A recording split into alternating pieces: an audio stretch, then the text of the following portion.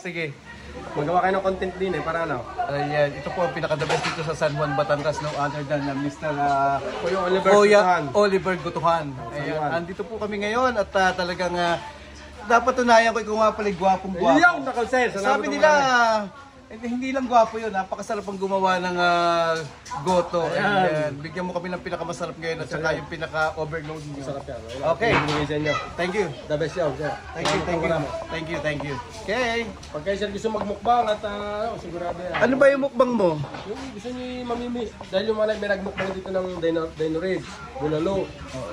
Pamumukbang ko naman sa inyo, ulo naman, kabiyak na ulo. Yung para sa mga Koreanong mga Chinese. Galing ano. Nagagatan ng dila, lahat ng parte naman. Ayan. Kaya naman yung may pangalan ng kumuha ng magmukbang ng ganyan. Wala pa nakakamukbang dito noon. Okay. Gusto niyo buntot. Oo. Isang malaking buntot. Meron ka dyan ngayon? Wala siya rin. Wala. Sige, babalik tayo. Kasi next time sir. Sige. Okay do. Sige Kuya Oliver, basta iniintay na namin yung mainit na sabaw mo. Mainit na goto mo. The best. Paano ba naman ilalabay si Kuya Oliver yan? Ayan, ang dami lang nanonood. Ayan. Salamat mga kagoto dyan. Okay. Kuya Larry ako. Kuya Larry, kay Kuya Larry. Team Lamkak Farm.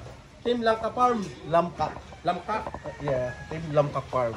Team Langka Farm. Sana po i-supportan natin ang kanyang channel mga kagoto.